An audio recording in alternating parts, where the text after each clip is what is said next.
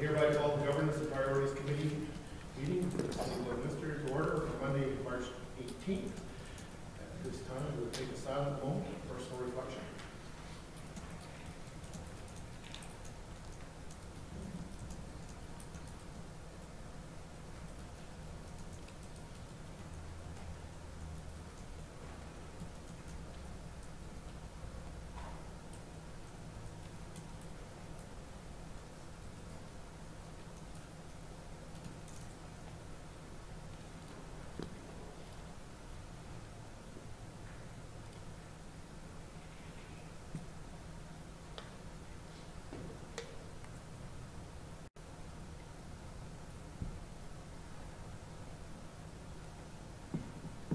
As a reminder, all members of council are obligated to declare a conflict of interest or pecuniary interest as per section 133 of the Leominster Charter regarding any item on this agenda. Councilor Torson. Thank you, Your Worship. So this is kind of a goofy way of doing this, so maybe in the future I just won't say anything, but we're not making decisions at this meeting. It's for information purposes only. But if the conversation questions surround my employer, if none come up, that's fine, I'll stay in the room. But if they do, then I'll be exiting at that time. As a heads up. And that's on item, I believe, 4.1. Is that appropriate, City Clerk? I never talked to you about that before. See if you ever don't. Is that on the first item, 4.1? Yeah. That's just an update, and there's no decisions being made. They're just providing an update on the previous capital, so I think you should, if you have a concern, then absolutely you can execute. Thank you, Councilor.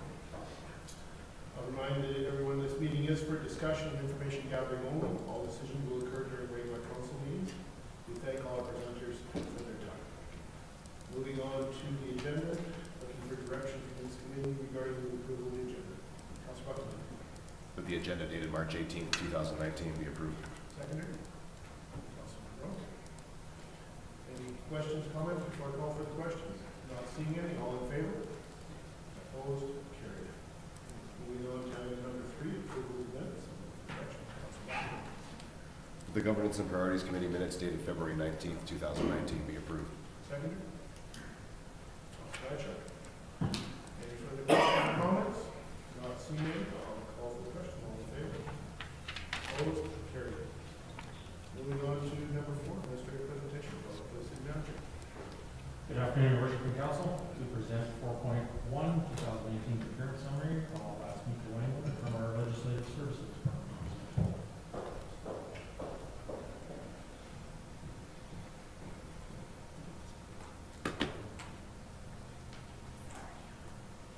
Good afternoon, Your Worship and Council.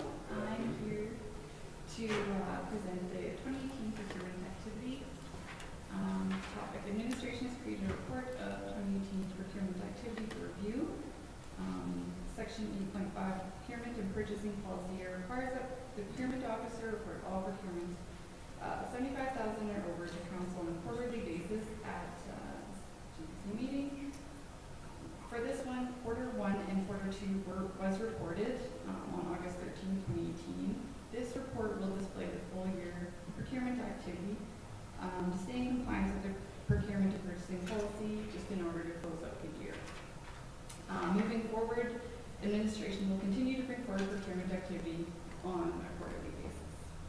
So, to provide the committee with 2018 procurement activity report and options: 1, that the committee accepts the 2018 procurement as reported, and that the committee requests further information.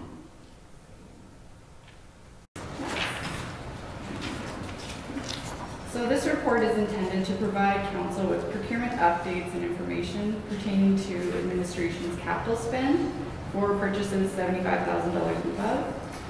And this is how the report's broken down. So basically just by department. Community Development Services, Operations, and CFO. The Office of the City Clerk and Chief of Staff had no purchases over $75,000 that required public procurement, so we can find it in this report here. So I have having said that, I will just direct your attention to, under section 1, community services and land development. The information there in that number, actually, I was just brought to my attention, is a little bit off. This was the $664,063, $664,063 $664.75 was the total contract amount that was awarded to ASL for this project. So, besides that, the rest is information for your review. And do you have any questions? So, I will, if I can start off, community service and development service, I believe it's just a typo, but the bottom entry, light improvement to LED was the Service Sports Center, SSC. Service sports, yes, SSC. sorry, yes.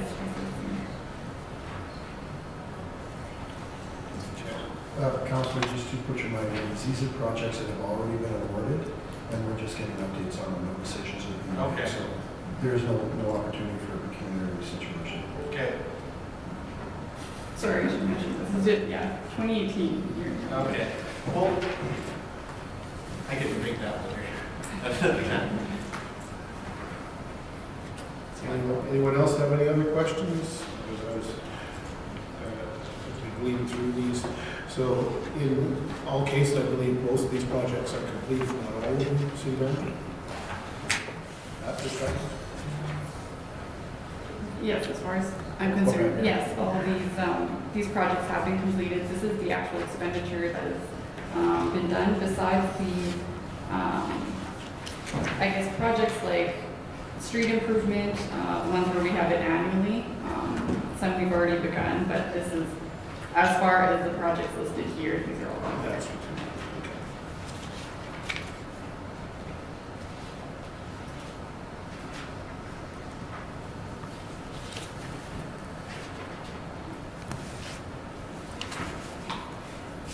Any other questions from any council? Councilor Forster. Thank you, Worship. Just for a point of clarification, just on the list in general, so several of these items were items that actually went to council as well for decision, correct? So Absolutely. this isn't like, this isn't items that went for, we'll say sole source, or was within the city manager's purview after, you know, a tendering process or an RFP process had gone through. These are mostly ones that came through the council process already. Some of them have, yes, some of them you've seen already. I guess the ones that we would catch are the ones below that threshold and have gone to council. But yes, for the most part, you're right. You've already seen these numbers in the post. I wonder, as far as an improvement to the overall list that we're doing, if there's anything that's within the city manager spending limit and a tendering process was still done all the same, I wonder if it's worth noting whether or not it was city manager or city council. So just one more column that says CM or CC as to whether or not the authorization came from council. So then at least members of the public who are really interested in this stuff and enjoy light reading will want to see that you know, these are items that they would not have seen the dollar amount of what the city actually paid come through a council agenda at any point. And rather, this is just a report that they could see any of those items that maybe weren't caught at that point. Absolutely, yeah. Thank you for your suggestion. Executive Manager Stein. Yeah, thank you, Your Worship. Just a point of clarity for your question. The projects are done, but there still is potential warranty period, and so there may be expenditures going forward, but I just wanted to make it clear that we're not, maybe not quite done paying for all the projects. Absolutely. Fair enough. Thank you. Councilor So I George. think it's hearing Councilor Torres' questions, but it said at the beginning that purchase is 75,000 and above, and that's really the cutoff for administration spending, right? Right. Yeah, so none of admins would be in there, right? Or what am I missing? No, you would be incorrect. It's up to $200,000 Okay. that the city manager can spend.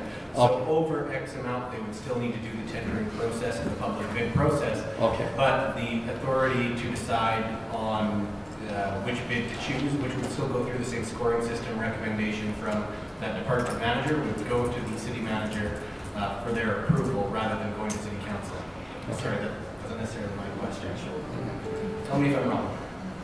No, that's right, he's right, the thresholds, yeah. For goods and services, it is, yeah, Okay. 75,000, construction is about that.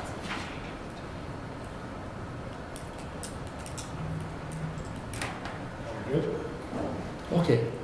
Well, I think just to add more clarity, hopefully. Yeah, no, I- 75,000 threshold is to do with the Northwest Partnership for ensuring Yeah. that things are put out to bid accordingly.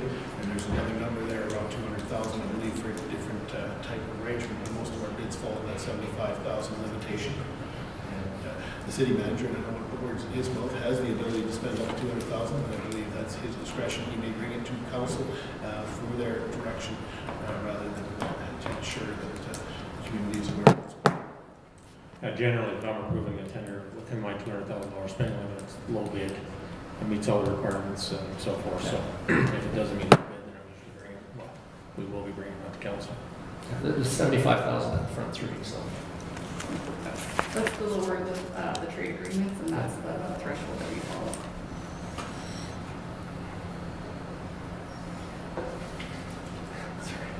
Councilor Thompson. One more, and I don't recall this because I'm not looking at the purchasing policy right now.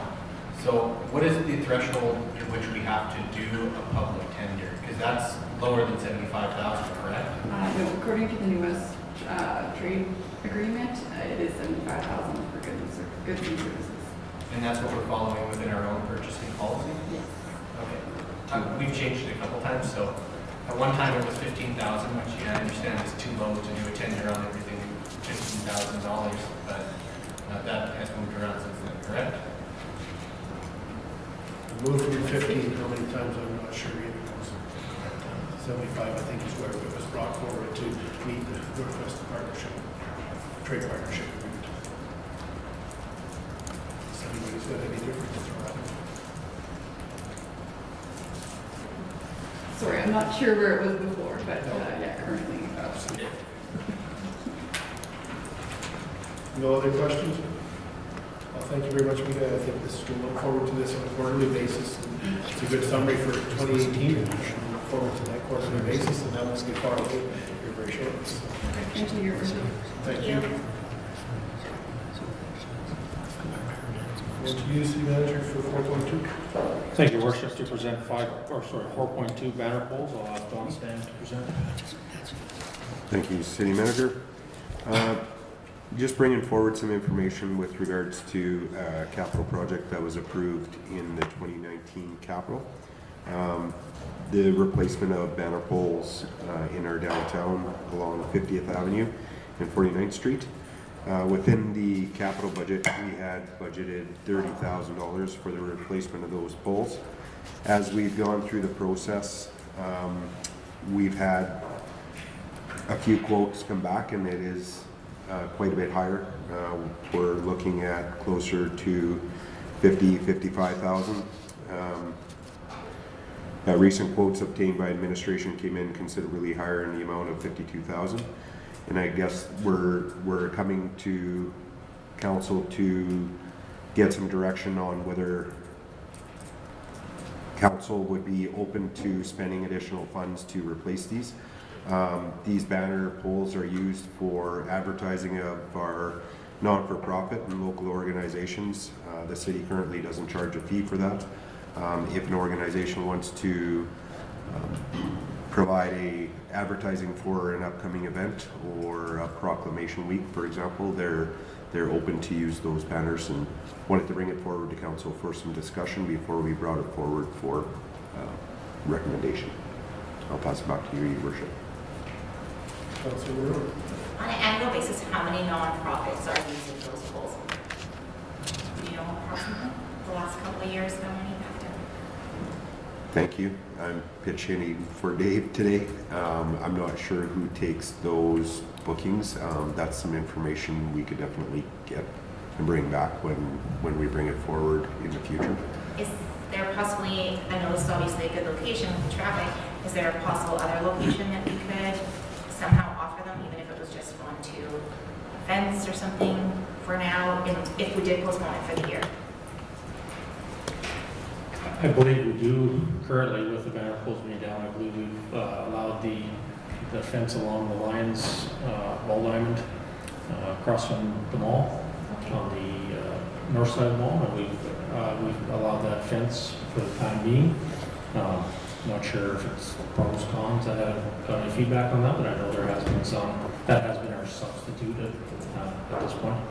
There also is, I'm not sure, it's obviously a privately owned building, but the Saskatchewan Health Authority owns the old Co-op Plaza downtown, and it actually does have poles where you can place a banner on the outside. If we did postpone this for a year, I wonder if that would possibly be an alternative, asking them if these non-for-profits could display their items there. I'm not sure. Councilor Baker? Thank you, Your Worship. Sing alive? Yes. These poles, banner poles have been there for years. And I just wonder if there's a better way of doing it than this piece of canvas flopping across straight there in the wind for years. And every time we have to change it, there's labor costs and replacement costs, and there might be something more modern. And this is a $55,000 budget. And I don't know if electronic sign or something like that, but is there a better way of doing it that with the poles and the old canvas flopping in the breeze? I think that's pretty much outdated. And I would really like to see us look at an alternate to that method. Not the fact we're advertising, but how we're advertising. So, thank you. Thank you, Councilor. Is that something the administration has explored? To be honest, we haven't looked at that. Originally, this item did come in around 50-55 in the budget, and we did reduce it because there was concerns about the dollar value being presented. But one thing we could do is put it to the DART committee to look at review and see if there's some options for when the downtown is being redeveloped as part of the plan. If council wishes to do that, we could look at that and pass it on to the planning.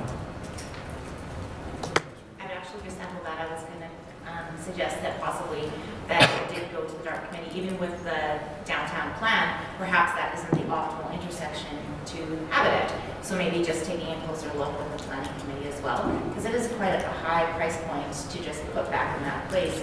Regardless, maybe that doesn't fit exactly into the current plan. So it's a good idea. Councilor Torres? Thank you, Your Worship. A couple of questions. Any idea how old these poles are in terms of years of useful life that have been used so far?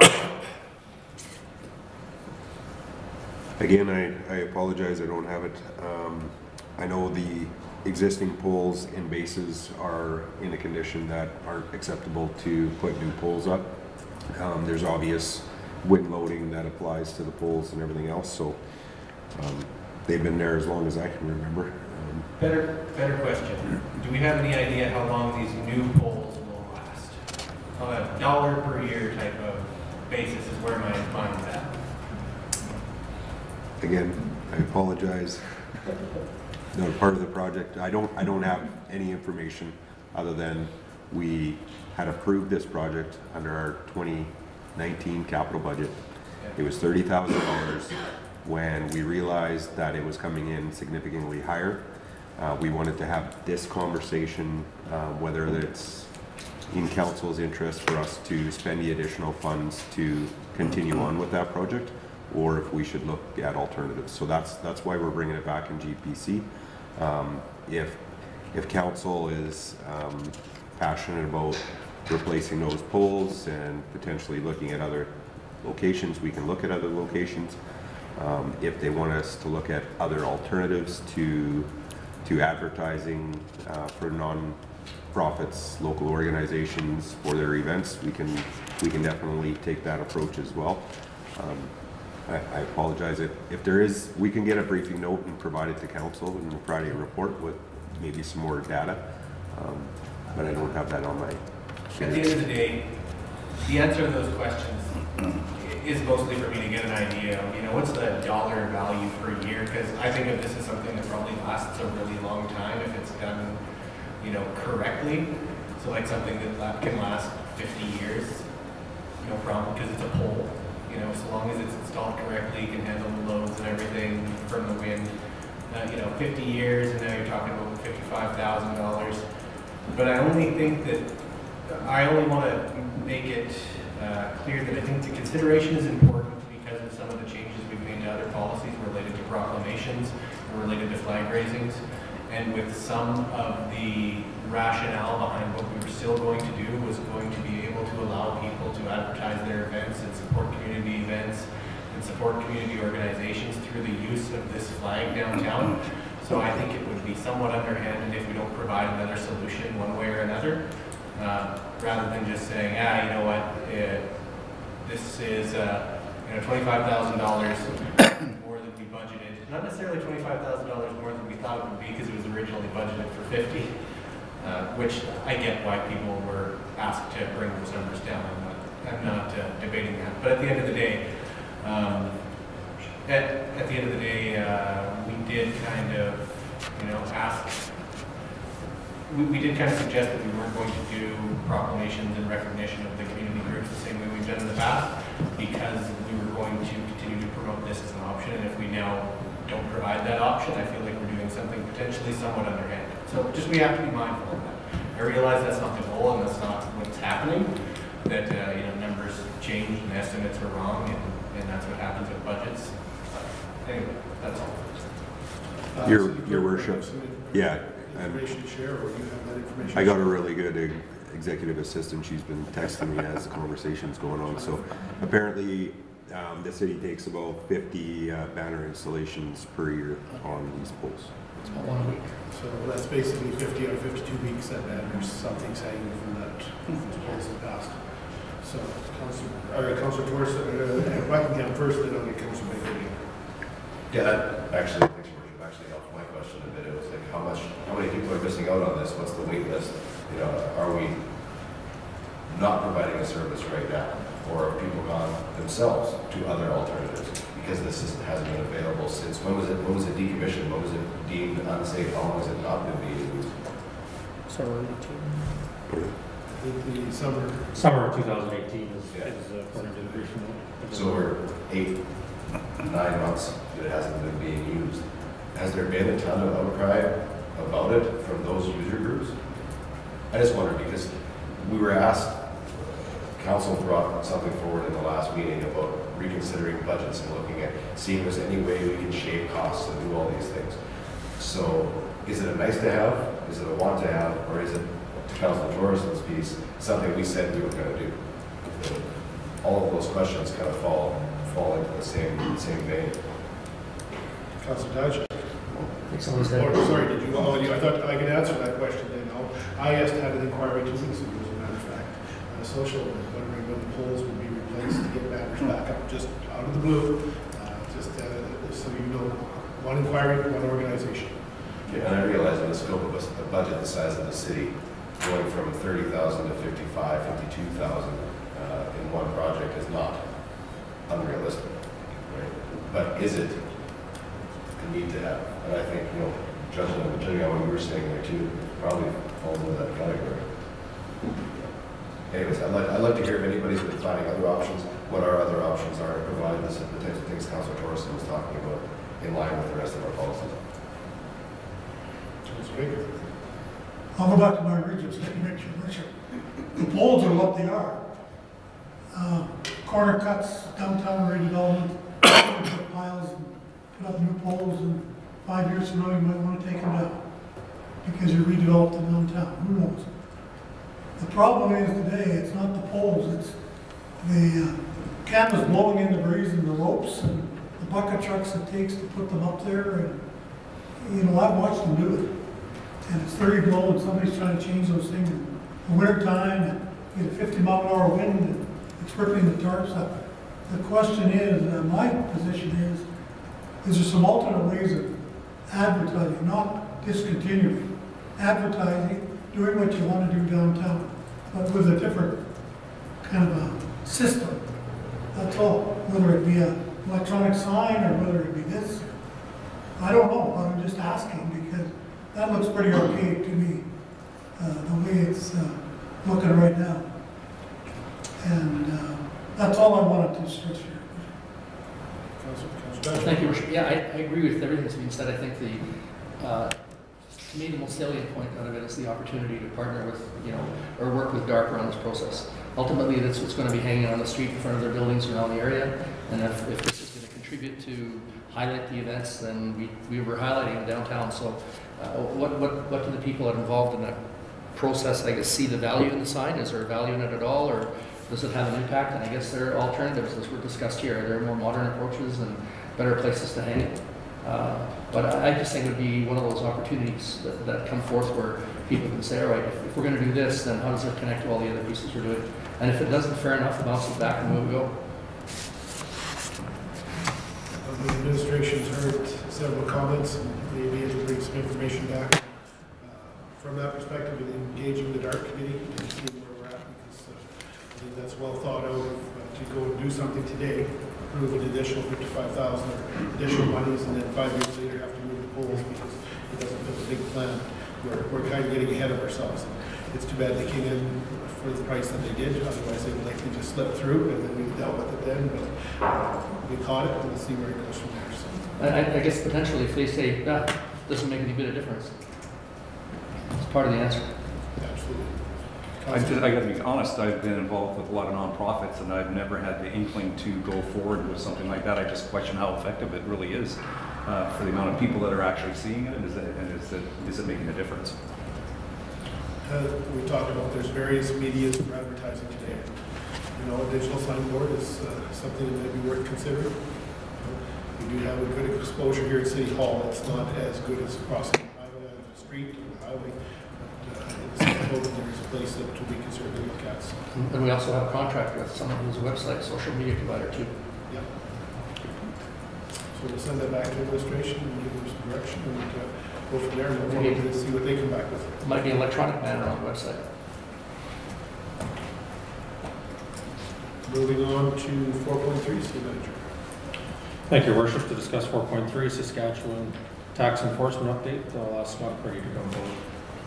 Good afternoon, Your Worship and Council. Good afternoon, Scott. Subject matter Saskatchewan tax enforcement update. During the October 29, 2018 regular council meeting, council approved the Saskatchewan lands in arrears as of October 16, 2018. At that time, there were 124 properties on the lands in arrears list. Administration was required to register Saskatchewan tax liens on any properties remaining on the list at the end of January 2019. Administration was able to obtain payment from the majority of property owners and ended up only having to register tax liens on 9 properties. This was down from 15 Saskatchewan liens registered in January 2018. Land titles will send notifications to these property owners of the lien registration and the deadline to provide payment to avoid further tax enforcement. During the same council meeting, administration was provided with authorization to initiate steps to proceed to apply for title under the Saskatchewan Tax Enforcement Act for the 7 Saskatchewan properties that still had liens registered from January 2018. Administration mailed a 6-month notice by registered mail on November 16, 2018, which advised the property owners and all other registered on title that if tax arrears are not paid in full within the 6 months, the City Council intends to apply to be registered as the owner of the property. 5 of these property owners have since paid their tax arrears, leaving 2 properties remaining. Of those 2 remaining properties, one of them had arrangements in place to have their arrears paid prior to the 6-month notice. Administration has been unable to reach the other property owner, but have confirmed that they did receive the registered letter and the property owner will be foreclosed on for arrears paid by the mortgage company. Administration does not anticipate having to proceed for title on either of the 2 remaining properties. The objective is to provide the committee with an update to Saskatchewan tax enforcement proceedings and budget implications. All tax enforcement costs are added to the individual tax roll and covered when the tax arrears are paid in full. Pass back to you, Your Worship, for questions or comments. Thank you, Scott. Questions or comments? Again, Scott, to you and your team, thank you for the continued diligence. Thank you. Get it right there. To follow through in this process and again ensure that properties come back to the city that end up being sold tax collection. So certainly it's a process you go through annually. And certainly thank you for the information update. If there's no other questions, we'll move on. And I think that this clearly lays out what's going on, how the process works, and this is an annual process that we go through. Yes, thank you. All right, we'll move on to 4.4. I think you're back up, Scott. This one's on the Alberta tax enforcement update. The assessment and taxation team is working on preparing the Alberta lien registration at the end of March in accordance with Part 10, Division 8 of the Municipal Government Act. As of February 26, 2019, there were still 102 Alberta properties that were in arrears for more than 1 year, down from the initial listing of over 200 properties in October. Administration continues to work with the property owners to obtain payment of the arrears by contacting the owners and other interests registered on title. Last year, there were 16 liens registered on Alberta properties. Administration will continue attempts to substantially reduce the number of liens that must be registered. We anticipate having to register approximately 15 to 25 this year. Tax arrears list must be submitted to the registrar for lien registration by March 31st. The City of Lloydminster was able to cancel the public auction on November 7, 2018 due to the payment or satisfactory agreement reached for payment from the 2017 lien registration. The City received full payment of arrears on all properties except one, which entered into a payment agreement. That property owner has since sold the property and paid out the arrears in full. There is still one payment agreement remaining from the 2017 auction list, and the property owner continues to make payments as scheduled in their agreements. There are currently only 2 properties remaining from the 2018 lien registration that will be due to further tax enforcement this fall. One of the property owners have arrangements in place to have arrears paid prior to the public auction. The other property owner has not been reached, but the mortgage company is aware of the arrears. We expect full payment of these arrears from the property owner and mortgagee prior to the public auction this fall. And just to give a further update, Your Worship, that we wrote this back February 26th, was about 3 weeks ago. I checked this morning, and we're now down to 74 properties on that list. So we're making headway. So I'll pass back to you for any questions or comments. Thank you, Scott. Any questions or comments on this report? Again, keep up the great work. It's a process, and we know that your team continues to work with property owners, both residential and commercial, to ensure that things get squared away in an orderly fashion. It's certainly not the city's wish to move to anything beyond what we're doing today. So, with that, thank you very much. Thank you. Moving on to 4.5. Thank you, Your Worship. To present 4.5, transfer of outstanding stormwater utility charges to taxes, I'll ask Karen De La Rosa to come forward. Good afternoon, Karen. Good afternoon, Your Worship and Council.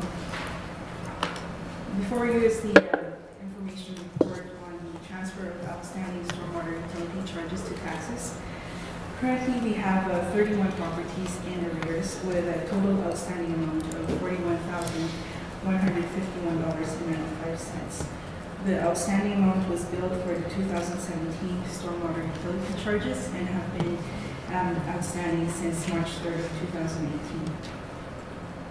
Administration is seeking to transfer the outstanding charges to taxes to allow cost recovery, or to allow recovery. Property owners have been notified, and administration will be putting forward a recommendation for council on the transfer on the March 25th council meeting.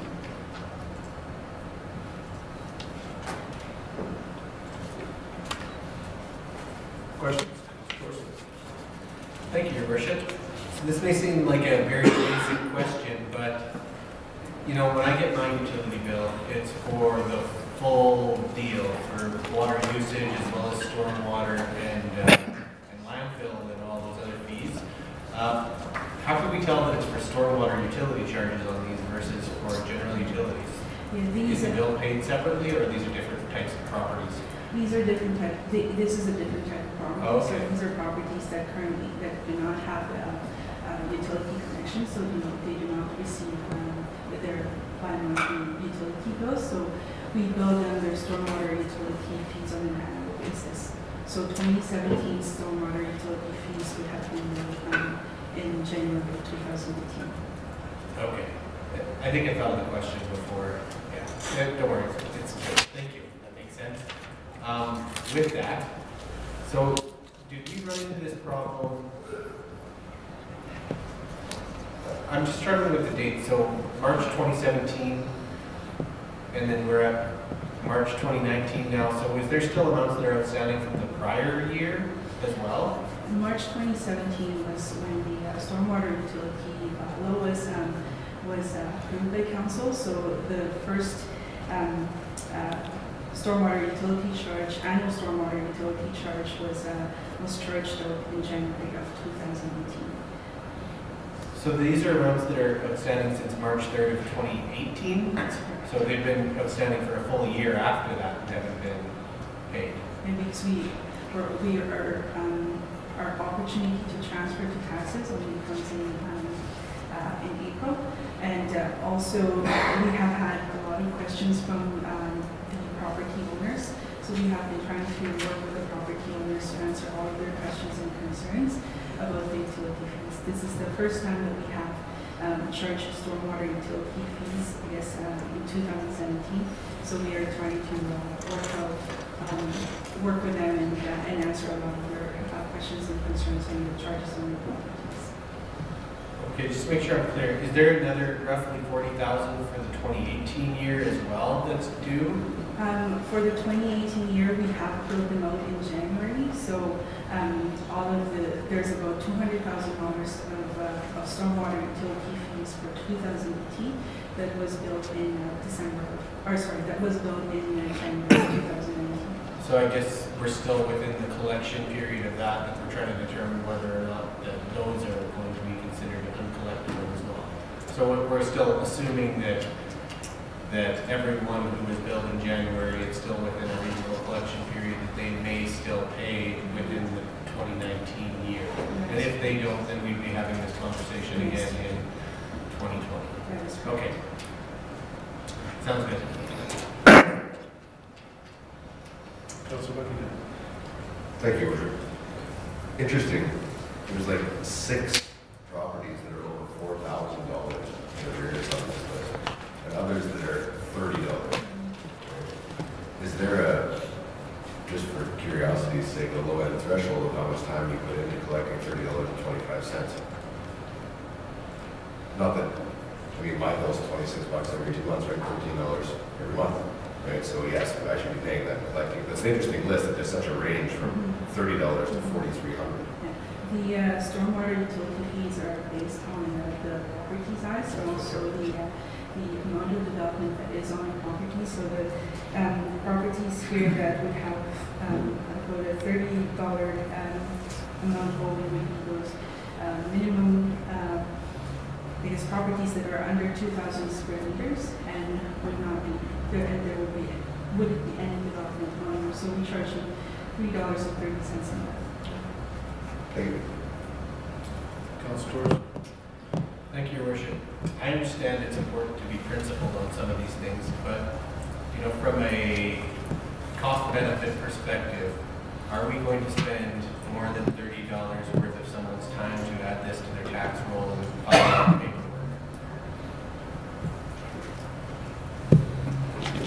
Because I imagine that there's got to be something to it. You don't just hit a switch and it just adds to the tax roll. I wouldn't imagine there's likely something that goes into it. I don't know what, but it won't be free. Probably a fair statement. The only thing I would say is if we're going to do that, then what's the incentive for any of these people to pay in the future? And so I believe in the new bylaw that we set last week, there is a penalty provision in there as well. We've set that we will start adding penalty to this as well, where in the past no incentive to pay. And so we will now be starting to implement that. I believe was one of the tricks that are the items in the last bylaw.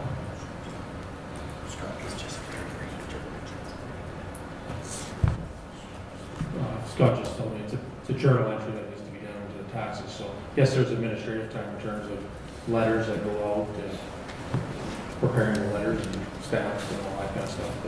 But I guess it's that point. I guess if council doesn't want us to chase the $30, there's not much incentive for that person to pay next year if we're going to do that this year.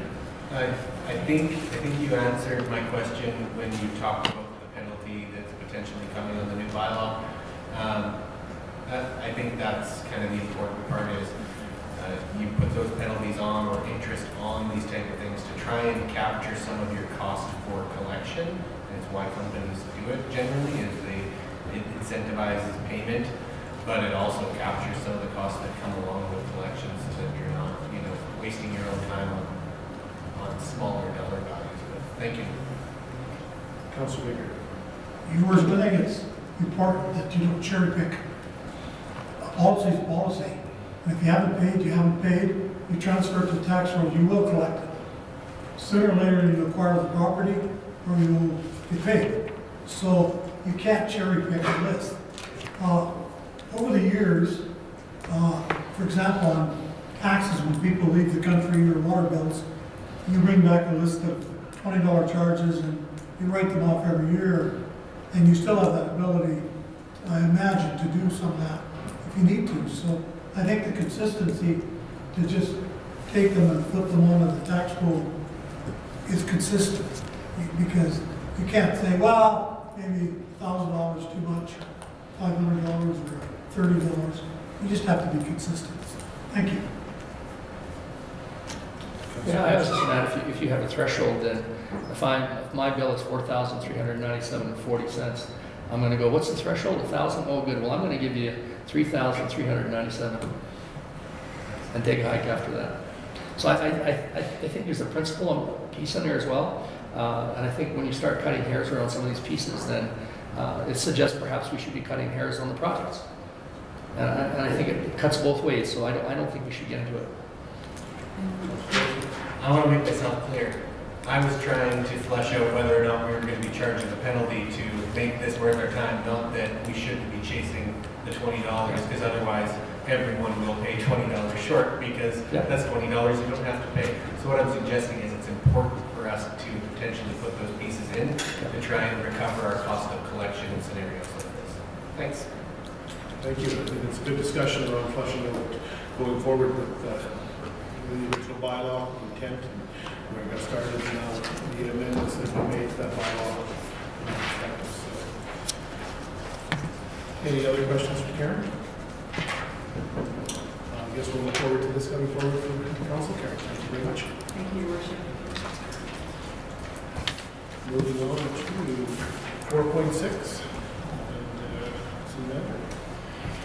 Thank you, Your Worship. To present 4.6, RCMP Annual Performance Plan, I'll ask Staff Sergeant Lee Brock to come forward.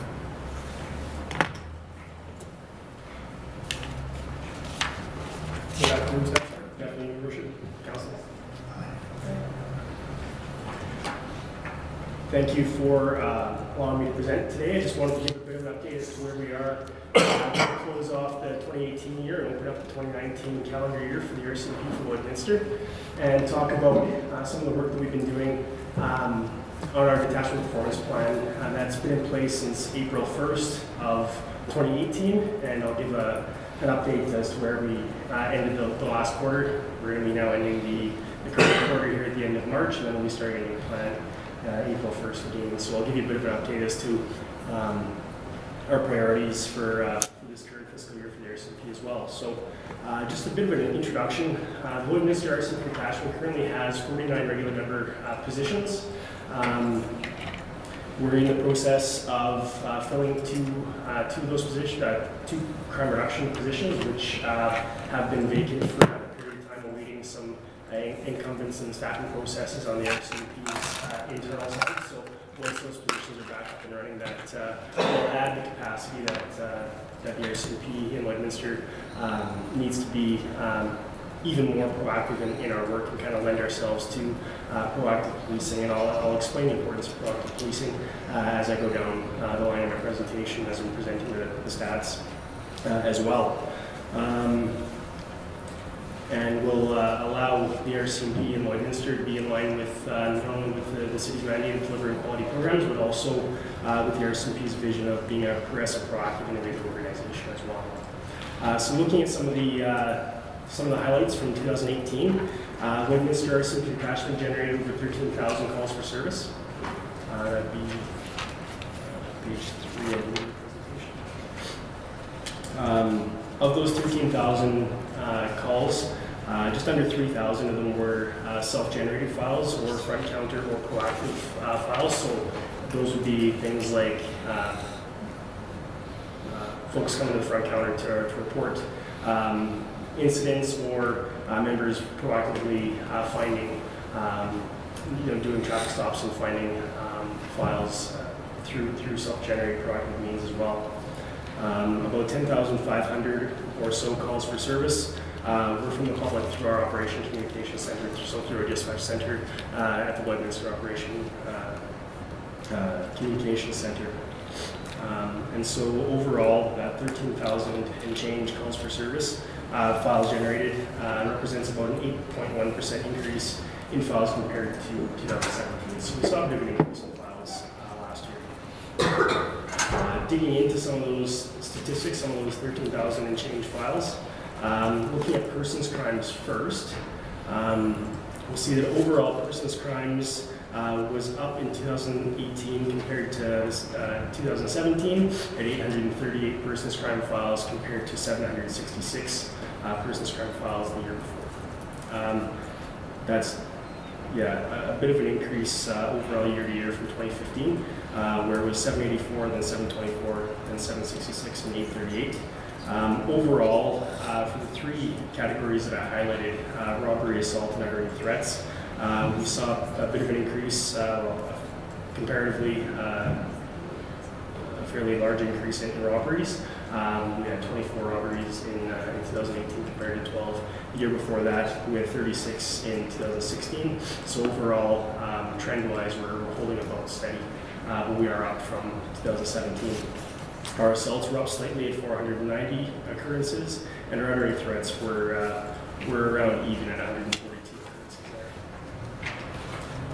there. With respect to property crimes, I can say that there were some occurrences that increased in this particular category, and that was also reflected in some of the feedback that we're getting from the community as well. Our theft of motor vehicles, as you will note in the package, has increased year to year. From 2014, it's increased every year up to a file count of 431 theft of motor vehicle complaints in 2018. And that was up from 315 in 2017. With respect to our theft categories, or theft under 5,000 offenses, so that would be anything where the dollar value of the item stolen is less than $5,000. That includes shoplifting, thefts from motor vehicles, anything like that. That was at about 1,259 occurrences in 2018. Our frauds saw a bit of an increase at 344 occurrences compared to 259 in 2017. And our mischief to property as well. So that would be any vandalism or any occurrence where property was interfered with was up as well in 2018 compared to 2017 at 1,123 occurrences. So our total property crimes for 2018 were 3,663 compared to 3,225 the year before. And as I noted, the trend or the issue that stood out for me in going through these numbers and looking at the files was, like I said, the theft of motor vehicle category as well. So more proactive work can and should be done with respect to this as well, and that's where crime reduction initiatives, proactive policing initiatives will come into play as well. Our motor vehicle collisions, unfortunately in 2018 we had one fatal motor vehicle collision. Our injury collisions were down at 67 for 2018 compared to 92 the year before.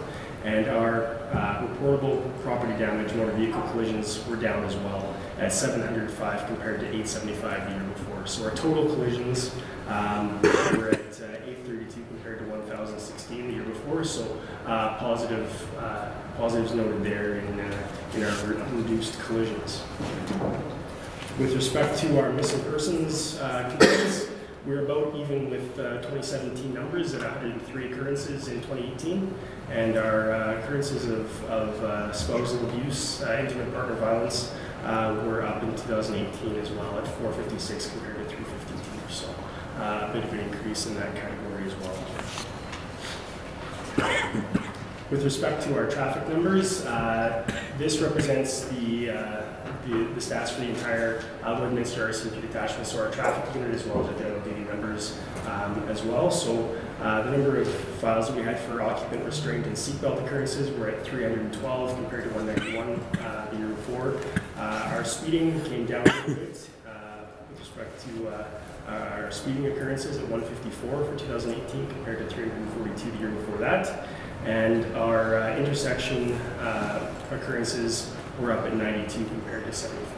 That's right. But our bylaw officers, does this include them or no? This is RCMP numbers only.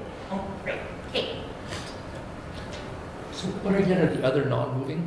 What's in that basket? Other non-moving is kind of a catch-all occurrence where it's any ticket that would be laid for an infraction where the vehicle is not in motion. Okay. So your failed to produce documents,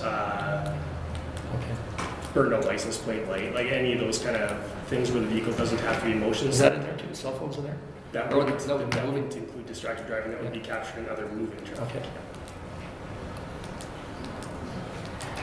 So that's an update on the 2018 crime stats. Are there any questions so far? And I will go into the detachment performance plan next. So. Okay, we'll take a couple questions. Thank you, Worship. Thank you, Staff Secretary. So, of the current 49-member detachment that we have, that's the max outside number that we have available. That's right. That's what we're funding. How many of those are currently filled? Versus, you can see this, it says 49, but there's not 49 members on the streets right now. Yeah, no, and I appreciate that, and I can speak to that. Currently right now, and this is where this is going to require a bit of an explanation. Currently for hard vacancies, so that's a position where we have nobody named for the position. We have one hard vacancy, but we do have some soft vacancies. So those are occurrences where members have been named to positions, but because they aren't here yet, their transfers are taking a little longer than expected. For whatever reason, they're not here yet. So they're named to a position, but they're not physically boots on the ground. It also includes members that are on maternity leave, parental leave, and off-duty sick for longer periods of time as well. So currently right now we have 7 soft vacancies and 1 hard vacancy. So our positions are filled, but we don't have some of the boots on the ground, so to speak. Do those soft ones include those that are currently as listed as transferring out now? No. Okay. No. Oh, yeah. I assume we have a few of those pending as well. Every year with the RCMP transfer process, we do have some movement out and some movement in. We're seeing more movement in. We have more members named coming in than we anticipate to be going out. So that should normalize our positions is our forecast at least for this year. Yeah, I'm seeing some new faces around, of course. Of course, there was some looking fairly young and new, and some with a little more experience coming in. So, is there I'm always interested to know about how Lloydminster is perceived within the RCMP community as a destination place for members to advance, a place for members to start.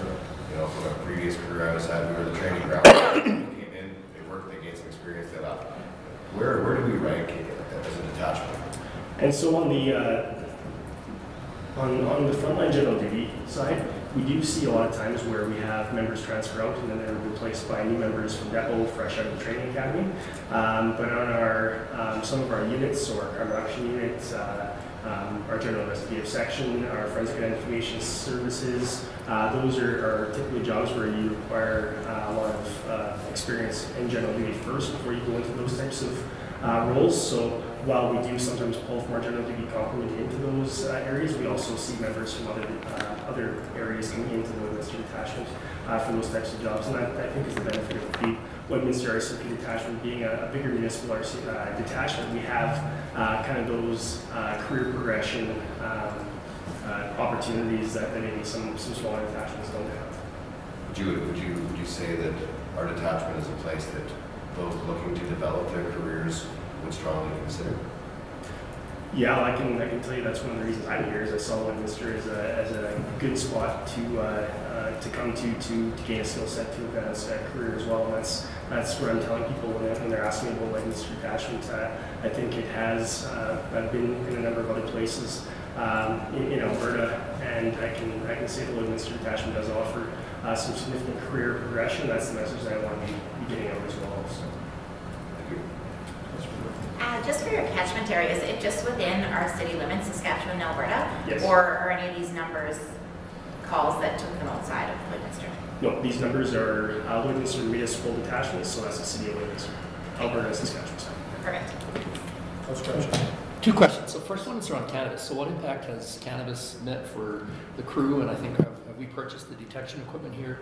I know we set aside money through business licenses and the lot where we would look at using some of those dollars to support that. So do we have a sense of what the additional cost is to our detachment since the legalization of marijuana or cannabis?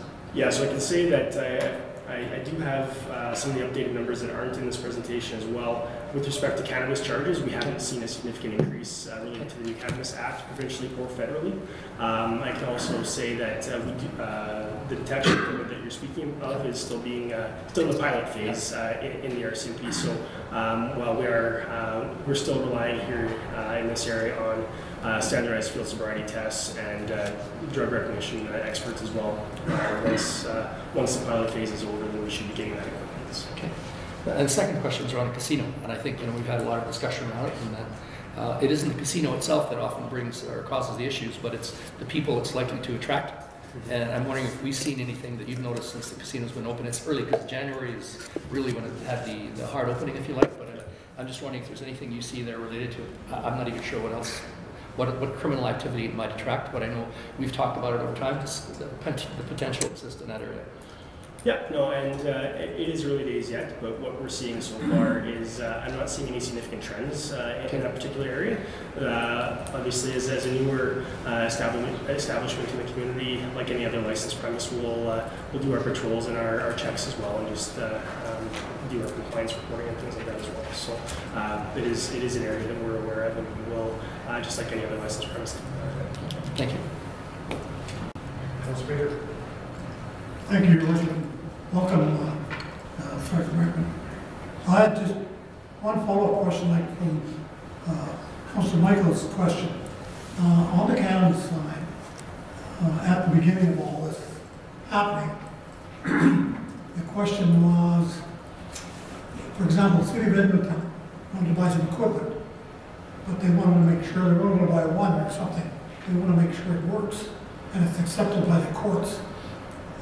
Is there products out there in your mind now that are equipment that are accepted by the courts if you have to, in fact, charge somebody?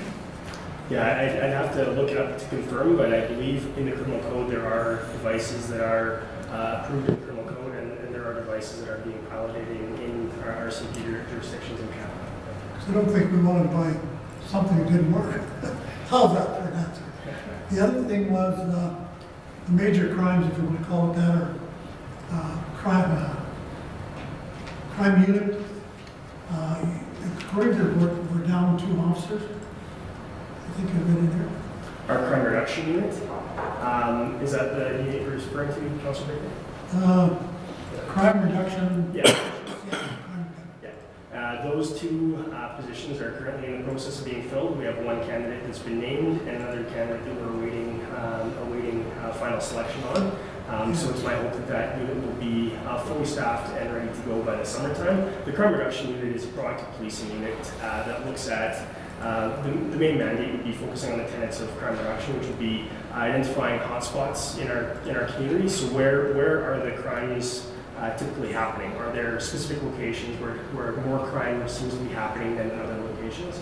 Also taking a look at priority offenders. So are there a smaller number of offenders that are causing a substantially larger number of issues, and working on identifying those individuals and offering them not only things like conditions checks, making sure that they're complying with their release conditions and things like that, but also working with their partner organizations to offer those wraparound supports as well to address the underlying issues pertaining to criminality as well with some of our front offenders.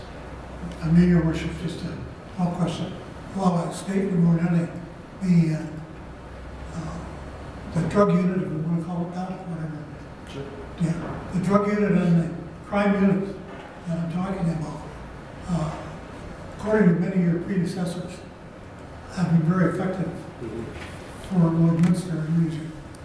And that's why I was asking, because I think it's like everybody's a key piece, but if we're down in that area, it's pretty important that hopefully we can have some success in filling those positions. Yes, absolutely, and And you know that, I know. Yeah, I know. I've been working closely with our staff and personnel people to make sure that we have those positions filled, because I do recognize that they are a key benefit in our ability to proactively address community concerns. But we understand that, and we understand that the young recruits, the young people have to learn, and they have to go to detachments where there are the trained officers to help them, and that's enormous. So thank you.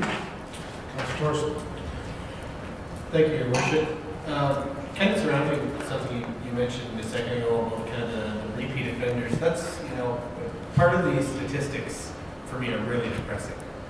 Part of it is because it's like, when you talk about 3,600 property crimes type of thing, and that's not even to get into the, you know, the person's crimes or violent crimes, but just, you know, if we have a community of 36,000 people and we have 3,300 crimes, that's a crime per, you know, 1,000 person.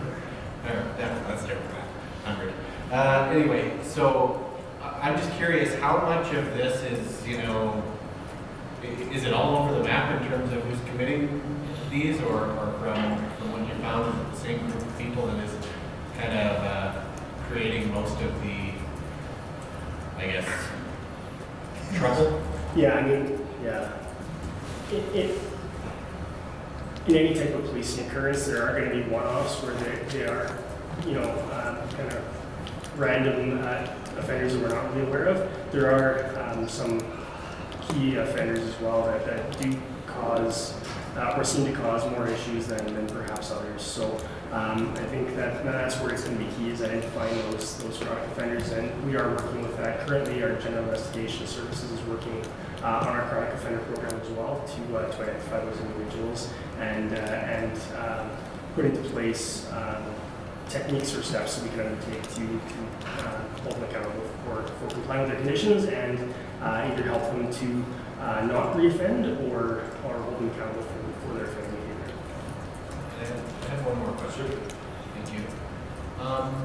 One other thing that, you know, I always like to ask about these kind of things is, do you have any comments on the quality of the data, or how often people are now reporting crimes, anything like that? Has there been any trends to your mind or that you're aware of? Just because, you know, in some cases it's not necessarily, like, let's say we talk about spousal abuse.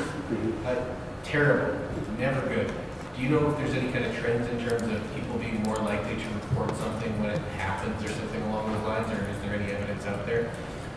Well, I think that I don't have any hard and fast evidence surrounding that, but in taking a look at some of the numbers, we do see that it is sort of on the increase, and I think a lot of that has to do with the fact that perhaps people are feeling more comfortable with the knowledge that is out there now, public education that the police have been doing over the years, maybe perhaps feeling more comfortable in reporting. I do think that areas like spousal abuse quite often, unfortunately, do go underreported though, but I don't have any hard and fast stats to speak to that. Okay, thank you. Just in terms of the traffic ticketing, do you think that the numbers are down so significantly for speeding because we have our bylaw officers in place? That's a potential, and I also think that our traffic individuals and our general duty members were perhaps focusing a little bit less on speeding and more on occurrences like our seatbelt stats, intersection-related stats, which have seen a bit of an increase as well. So that decrease in one area, but increases in others would tend to balance a little bit there. But certainly our municipal peace officers as well are because it is, I would say it's a significant decrease, obviously, throughout the years. 2014 was exceptionally high, but even to cut them in half in 1 year's time, even if you're allocating your time to other areas, I think that must play some sort of a role somehow with having the bylaw officers on the street as well. Absolutely, and the peace officers are another partner agency in helping us to make our streets as safe as they can be. I was going to say as well, I think legislation being introduced in Alberta around proving that your photo radar is not a cash cow, but it's actually making a difference, and we might be able to attribute some of that to the photo radar we have in the community as well. I think any confluence of factors and enforcement partners that are working together to make our roads safer can help. I mean, the numbers of collisions are going down, which is a positive. So I think that all can be attributable in some fashion together to that trend. Staff Sergeant, the 8.1% increase in files, is that a reflection across Alberta being in K Division? Do you have any information on it as a comparison? Yeah, I can't speak to that as a comparison, sir. I don't have that information. I can look it up for you and get back to you. Sure, if you wouldn't mind. I'm just kind of curious where our community ranks among other communities. Sure. Certainly, we always look first at size. We also realize we're on 16 highway, and we tend to see a lot more traffic than some communities in Alberta from that perspective. I guess again, some of the comments that were already mentioned, motor vehicle collisions being down is a good sign. I'm not sure if that means there's less traffic on the road or not, but we've seen that statistic lowering, so that's one positive. I guess I'm always trying to find positives. The one negative as we talked about was the property crime. Again, is there any one particular factor? The economy certainly doesn't help. Is there anything else the RCMP might see that's adding to that other than leaving keys in vehicles that people continue to do? Well, I think it's a confluence of factors, and you pointed out a couple of them already. We see a bit of a depressed economy locally. We see, especially through the winter months, folks warming up the cars, maybe sometimes leaving keys in them, presenting opportunities for would-be thieves, things like that. Even things like leaving vehicle doors unlocked and stuff. There are people that have been known to go around trying door handles and seeing if they can get into cars. So just those, taking those steps to reduce victimization that way by taking those safety measures like locking your doors, not leaving your vehicle, running with keys in and that type of thing, all helps to reduce those occurrences. But of course, on the RCMP side, proactively identifying those trends in those areas and being in those places at those particular times will also, I think, help in the long run as well. Thank you. Any other questions before we move on? I'll just speak to our detachment priorities that have been in place since April 1st of 2018. So our priority of reducing property crimes, including theft from vehicles and increasing our public awareness. Our theft from vehicles, our target was 323, so a reduction from 340 to 323. And our progress to date, that was at the end of December. I'll be getting the new numbers here soon, so next time I'm here I can present on those. We're at 260, so if the trend continues, we should be hitting our goal of reducing theft from vehicles for this year. Some notable initiatives that we undertook with respect to this particular priority. In late January 2019, the RCMP and our Citizens on Patrol's partners installed anti-theft screws on license plates of about 300 vehicles here in Lloydminster as a crime prevention event, and as far as I know, that was a success, and I heard some positive results from that. Another, again, property crime reduction is anticipated to continue to be a focus of Lloydminster RCMP moving forward as well. So. And as I noted a little bit earlier, theft of vehicles has jumped and will likely require some specific attention going forward. So, with respect to our priority to prevent and reduce serious and organized crime, so lowering our drug trafficking from 45 occurrences to 90, our progress to date is 41, so if that trend continues, we should be seeing a reduction in our drug trafficking numbers as well, which is a positive. I can also say that in February 2019, so just last month, our Lloydminster General Investigation Section, with the assistance of Edmonton Alert, worked over 3 months to disrupt drug activity in the city, and as a result, the initiative resulted in 7 arrests and 46 drug trafficking related charges. So a positive initiative by our General Investigation Section to be proactive in reducing occurrences of drug trafficking in the community, to make our community safer. And over that time, some seizures of methamphetamine, cocaine, heroin, as well as some ammunition and some money proceeds of crime were seized from that initiative as well. With respect to our priority of building and maintaining relationships with our communities, we instituted a bike and foot patrol, particularly over last summer. Our goal was to have 30 bike and foot patrols, and progress at the end of December was 121 bike and foot patrols, just to increase our visible footprint and our awareness and our building our capacity with our communities.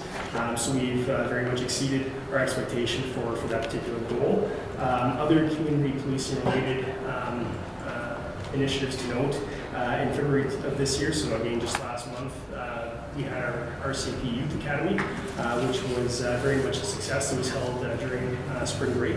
20 students participated, and the program was once again a huge success. We're looking forward to doing it in another couple of years' time as well.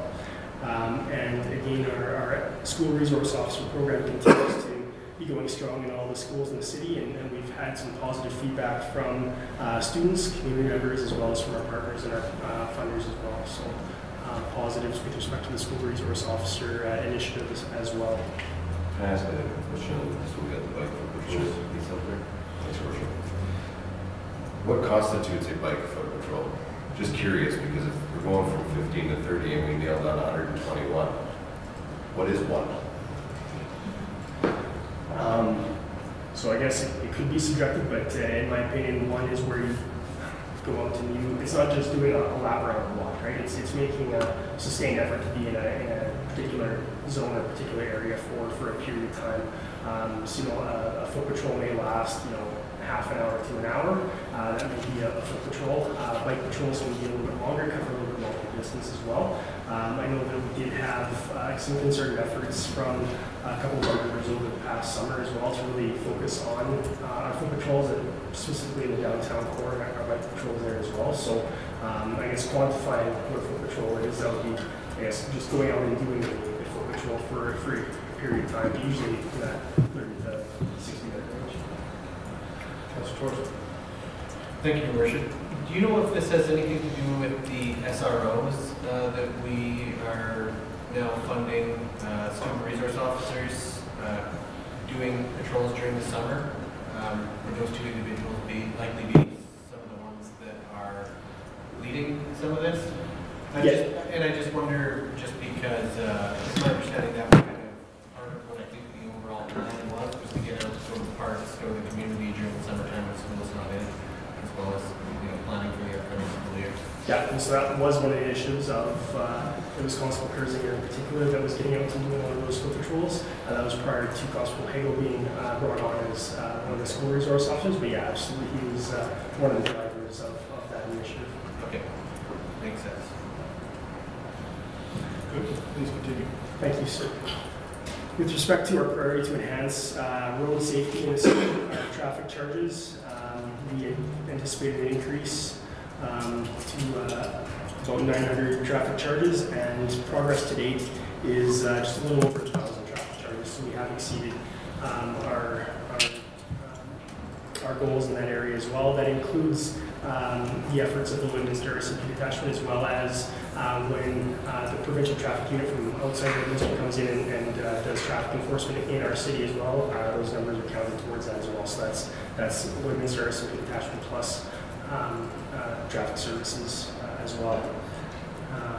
And I can also note that our mandatory alcohol screening is now a tool that the RCMP has for the advanced detection of impaired drivers. That came into effect in January of 2019. And as we discussed a little while ago as well, while we await the new roadside tools for the detection of cannabis-related driving impairment, we continue to use our tools like standardized field sobriety tests and drug recognition experts for the detection of cannabis-related drug-related impaired driving, as well as alcohol-related impaired driving.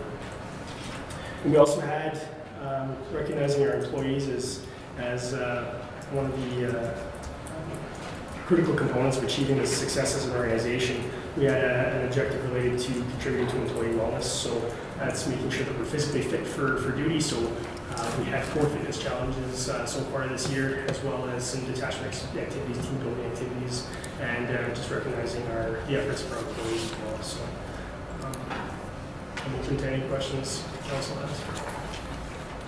You mentioned the enhanced traffic, and I know 2 summers ago, certainly we had support from F Division, I believe, in Regina, with their enhanced traffic enforcement, certainly working 16 and 17 was right outside the City Hall, and certainly very evident. And I think that I would encourage that between the, even with the cake you provided, but certainly working with F Division, any additional traffic enforcement. I think certainly in the summertime, especially, we know that speeds do tend to pick up and things like that. And I think that's just it was a tremendous effort. I go back 2 years ago, if it happened this year, we just didn't see it. Certainly, it was done on 50th. But certainly ensuring that 16 and 17 get that priority because of the flow of traffic. I think that's so critical in the community to remind people to maintain speed, because it's easy as they start to drive through the city, they start to pick up, and when the lights are all synchronized and working perfectly, people will kind of gain a little bit on the gas pedal. Having that enforced traffic, enhanced traffic assists just once in a while, because I think by the time 4 days are here, people realize, oh yeah, they're back out there again. Yeah. It sends a message. Yeah, absolutely. And I know K Division Traffic Services does come into the city from time to time as well to help out with the enforcement. No, absolutely. That's terrific. Any other questions? Councilor Corson. Thank you, Your Worship. This one's difficult to frame, and it's not my opinion, but there are people out there who believe that RCMP are following things like quotas. So when we see this enhanced road safety and trying to get traffic charges higher, it's not done on like a quota basis, just to give people some kind of confidence that it's not like, well, this officer needs to make 30 charges this week, so he'll pull people over for any old reason. No, absolutely not. When we conduct our traffic enforcement, it's for the purpose of road safety and not simply hitting mandatory numbers. These goals were simply performance targets to gauge whether or not we were having the desired impact on achieving our goal of enhancing road safety in the city. Certainly not a quota by any means. If we've been under, it would just, as I mentioned, it's just a performance output indicator of how we're doing, not a hard and fast number that we must get. Thank you. I really appreciate that answer. And I think when you look at some of the traffic-related like incidents, like as far as accidents and things like that, because those numbers came down this year, did they not? Yeah, they did. Yeah, so you can see in the data that there may have been a positive effect. It's difficult to correlate every situation, but you try doing more of this to enhance road safety. In this area, roads are slightly safer in terms of vehicle accidents. You can't make the argument for every single thing, but keep up the good work. And I'm glad that you answered that the way you did. I think it makes it more clear for folks out there who maybe like to make wild statements. Thank you. Councilor Buckingham. Thank you, Worship. So I didn't want to ask you when you first came because it's an unfair question, but one kind of leads to the other here. So you've been in a few months now. How's the morale around the detachment, and what do you see for yourself in keeping up with how great it is, or changing if there needs to be improvements? And for yourself now, having a bit of time here, we don't get to have you here all that often. So yourself, a priority, the priorities for yourself for this year outside of the hard stats. Yeah, so I think morale right now, the attachment is going fine. I think we have a cohesive work environment, and I'm really proud of the staff and the members that work there as well. So I guess for my priorities going forward is to continue the work to allow Lloydminster detachment, our Simply detachment, to be a proactive, innovative police service for the needs of the community. So I want to be able to hear the input of the community and then be able to identify those concerns and be able to take action proactively to address those community concerns. And as well, another priority of mine is to maintain a cohesive and positive work environment so that our employees are ready to work for the safety of our community as well. Yeah, I think it's always important to have all members, but especially the leadership team over there accessible and out in the community and involved. I think that's a really good thing. And having said that, I wish you all the best this weekend on the ball. Thank you very much. Yeah, I was going to just make a comment, I think, is that these police reports are difficult to report because ultimately you want crime rates to go down. And so it'd be easy to say, well, let's not catch as many criminals and we'll look great. On the other hand, you catch more, but then your rates go up. So it's a bit of a catch-22, and I think the other element around part of this is the perception in the community as to whether or not we feel safe and we feel that police are doing their duties. And so this whole notion of reducing crime is important, but at the same time, knowing that police are out there and arresting the 5 or 7 individuals, whatever it was, plus in the drug business and other things that are going on, I think it's important to continue to make sure that it maintains a high profile within the community. And that's the sort of the tug and back and forth around it. We're catching more criminals, so crime must be running rampant. Well, actually, they're catching more, and perhaps they're doing a better job at it. And it's, I don't know, it's just one of those pieces where the data either way doesn't look good. But I think it's more important to note that there are more people being apprehended around some of those crimes. So that's part of the challenge around these reports, I think. Absolutely. And what we hope to see is if our numbers go up in one particular area, that they go down in other areas, right? So that's the ultimate goal, is to see that reduction in the broader categories of the criminalities. I just want to thank you for the report, but also just to give you a thank you, because I'm not sure you guys get enough thank yous that sometimes just get overlooked. I recently had an experience with an RCP in the health sector, and I cannot say enough. It was probably the best experience that I've ever had with this individual, with any RCP ever. He listened, and he wasn't in a rush, and he actually took the time to listen to the situation. So I just want to say thank you to your entire detachment, because obviously through your leadership, there is things that are getting done and changes that are being made, and I think our whole community will see the benefits from it. So thank you very much. Thank you very much, Chris. I'll just add, if I may, to Councillor Buckingham's comments about the RCMP regimental ball. I'd like to congratulate the members of the Lloydminster's detachment that take the effort to organize that ball and put in a plug that it is coming up on this Saturday night. There's still tickets available, I understand. Proceeds go to Midwest Victim Services, so it's a great organization. I really commend the members. It's an opportunity for history and things that have carried on in the RCMP for a long time to carry on, and I'm glad that they're able to host another ball this year. The work that they put into it, because I know members do have extra duties on their own that they look after, so please pass that on to them. We thank them for their support of the community, because you work at it every day, and as Councilor Monroe said, thank you from a very appreciative community. I know that most times our encounters with the RCMP are at the best of times, either we're speeding or hopefully we haven't been a victim of crime, but those times we do appreciate them being there when they're there. I appreciate that. Anything else? Thank you very much, Staff Sergeant. Thank you. Moving on to governance and priorities matters, we'll look to the city manager for 5.1.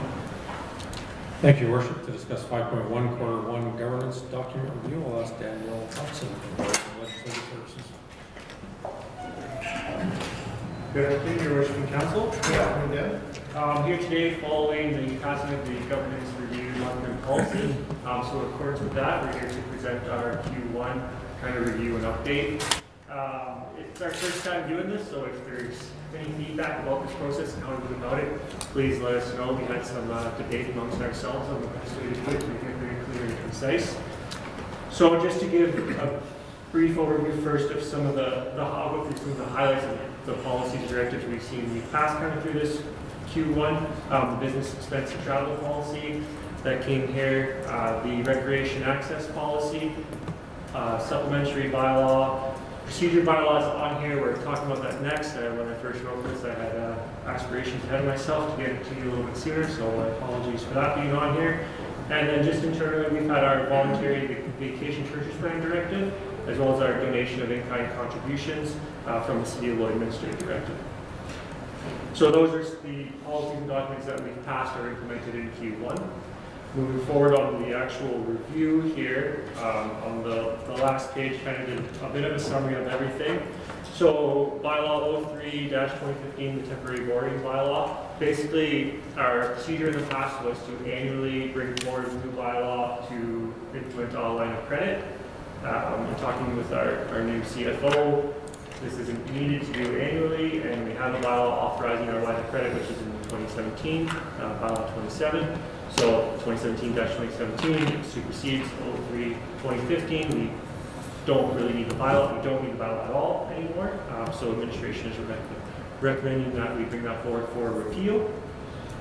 Similar bylaw 41-2014 is a municipal reserve removal on the old RCMP building location. Since the land use bylaw has been passed, that's gone through and superseded all of the zoning aspects of the city. So again, that bylaw is not needed. And we are recommending it for repeal. Bylaw 02-1977, senior housing bylaw. As it notes there, it's a 1977 bylaw, so it's an old one. It's no longer in use, and basically what this set out in place was the Vermilion River Housing Foundation, and kind of the terms of reference of how that organization would be structured and act among ourselves with the other partnering communities. Moving forward, there was a ministerial order in '94, and that basically abolished the Vermilion River Housing Foundation and set in place what we use today, the Lloydminster Housing Group. So this 1977 bylaw is, there's no need for it moving forward, and we're recommending that it also be repealed.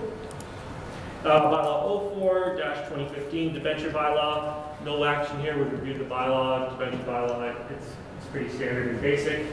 Not much we can do to it there, so we're just recommending to leave that one as is and note that we've given it a review. Same thing moving forward with bylaw 06-2015.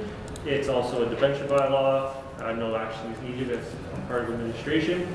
Policy FA0190-24100-47, tax rebate water and sewer replacement policy. So this policy was put in place in the 90s, and the intent of the policy was when we were doing some road work or water work in a residential area, that it was mandatory for residents to replace on their side of the curb block their water lines in their property, and then they receive a tax rebate. It's never actually been done that way. It was my understanding from the history was it wasn't looked upon very friendly by the community, and it was never implemented. So it's just sat there on the books and it's never been used, and that's not our current practice today. Current practice today is that we replace up to the CC, and then the contractor that we had at that time, they speak with the homeowners or the residents while they're there, while they're in the ground, if that resident wants to replace that water line or update their infrastructure there. So it's completely optional and on them. We're recommending that this policy be repealed. And then lastly is our policy CW01-90-21200, operating surplus and deficit policy. So this policy was also passed in 1990 and received a small revision in 1999. The intent is to ensure that capital surpluses are allocated based on council priorities through capital reserves, and that the operating surpluses are allocated to reserves that they're leveled to be appropriate for accounts receivable. This policy is currently being updated. Myself and the CFO are working on updating this policy as well as tying it in with a overall encompassing reserve policy, so kind of be 2 in 1. Once we're through the audit, I think this is one that would come fairly quick by the end of Q2. Not to commit the CFO to anything, but I think we're pretty close there, and we've got a draft form already. So we're recommending that it stays on the books right now until we bring forward this updated policy. So at that point, in summary, we're recommending to bring forward a repealing bylaw to repeal the 3 bylaws of temporary borrowing, the municipal reserve, and the senior housing bylaw. And then also we'll be looking to council for a motion to repeal the tax rebate water and sewer replacement policy. Happy to answer any questions. Start with Councilor Thorson, if we're calling it up. Just a comment. March 20th is in 2 days, first day of spring. To me, this is very much housekeeping type issues, but it's always good to take a look at what we're using, what we're not using, and get them off the books. I know it's probably been a long haul for you guys to track all these documents down, the physical documents down, and see what they were, intending with the individual ones and whether or not they were being followed or not. So, good job on that. And yeah, I don't see any reason there. It all seem totally logical as to why we would be looking to repeal them if they've been replaced by other orders of government or by other bylaws. So, good job. Good spring cleaning. Councilor Baker. Thank you, Rich. I have a question, Daniel. Under the background, the policy 9021-200, operating surplus is a deficit policy. I used to know how that policy worked. What did you do with it? We haven't done anything with it. It's still on the books. We're recommending right now that we review it and bring forward basically an amending policy. It should be available on the website, and we can send it to all council if need be. You're changing it. We're recommending that we bring it forward for a change, yes. Bring a fresh, new, updated policy. Because everything else I can account for, but I can't account for that one. Well, some you've repealed, others I know that we still have outstanding debt against some of those bylaws, but that one I had no connection to where we sit with that. What does that actually mean? I mean, I understand what the English says, but what does that really mean to us? The policy itself? Yeah, but at this point, it sets a lot of authority into council. I understand about having in front of the Starter Council. Basically, just that if there are reserves or surpluses, how they're going to be directed to where, which is basically at the authority of council. And then if there's an operating surplus, there's, I believe, a formula where the operating is supposed to be kept in the reserve to match accounts receivable, something to that. that deals with surpluses or Yes. reserves. Yeah. Okay. I didn't have that connection. Okay. Thank you.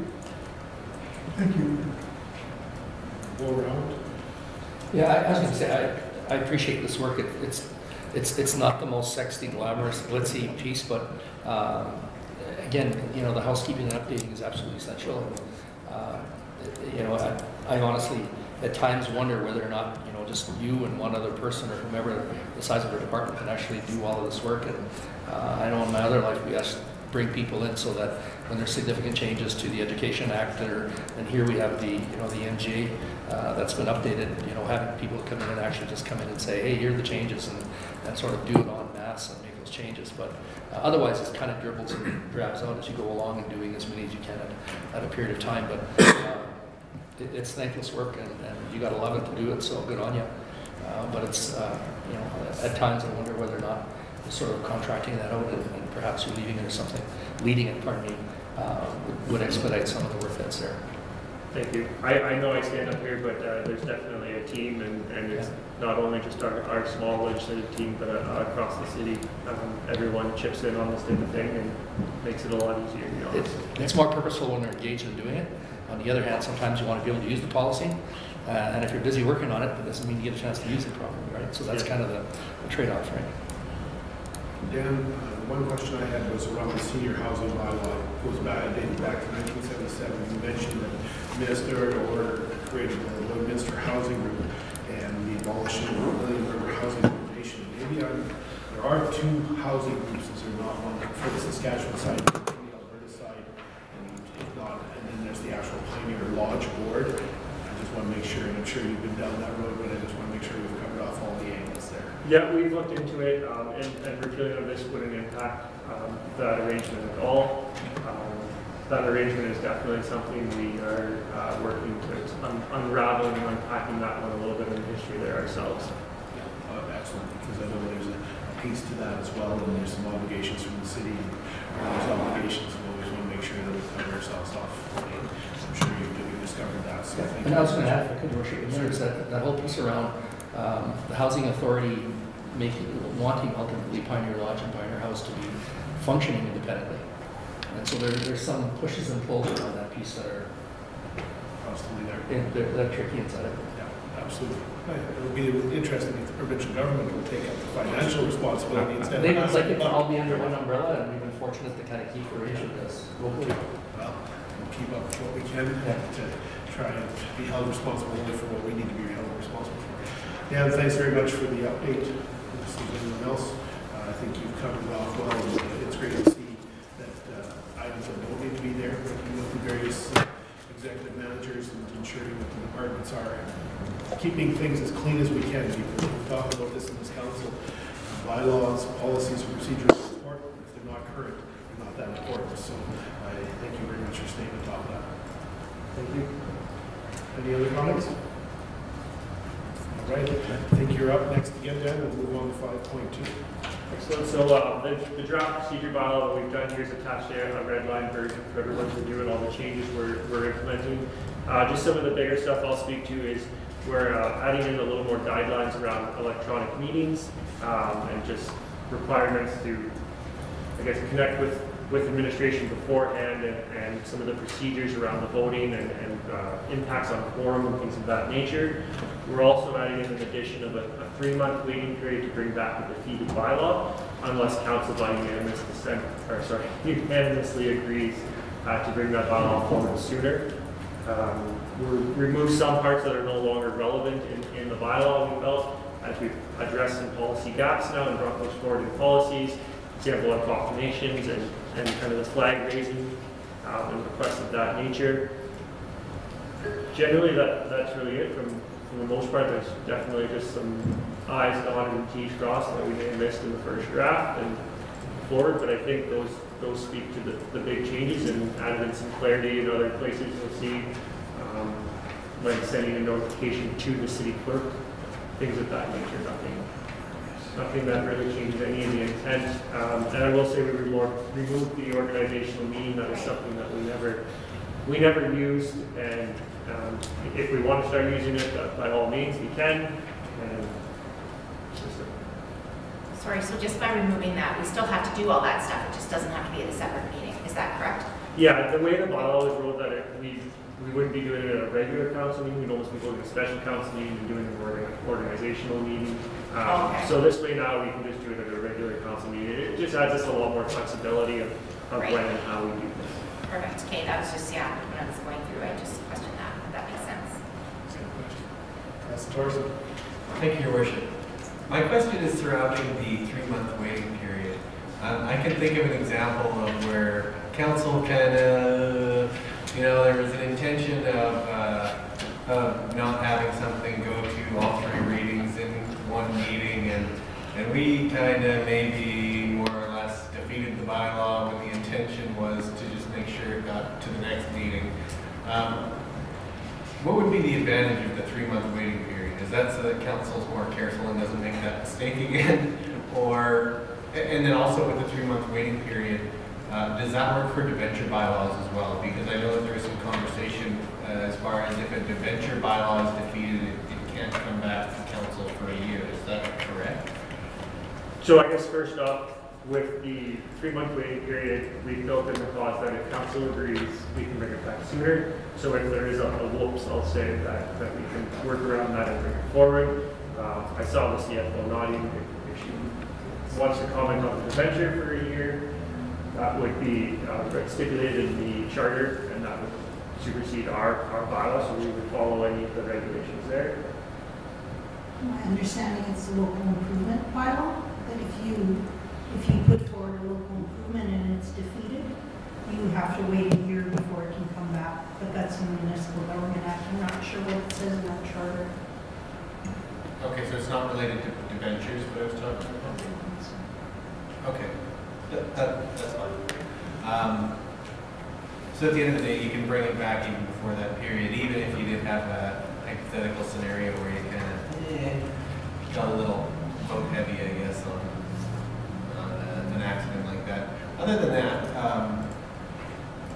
I noticed that we removed items related to peace officers within this meeting. I was just curious, is there a reason for that? Like, does it still have the same kind of teeth, if you will, as far as removal of individuals from a meeting if they're not following a procedure bylaw or making a ruckus within the meeting? I believe we changed the term so it was more flexible, that whoever could come, according to the page, Councilor, sorry. I'm doing this from memory, not from notes. Oh, I have an idea of where it is. But I believe that we made it more flexible, so in the case that if it were a member of the RCMP that could come, or whoever basically was the closest and fastest to get here, and we added ourselves the flexibility was my recollection. I believe 16.3 on page 54. That's Mike who just noticed that removing this officer. Yeah, they were removed from the definitions as well. That's what you're referring to.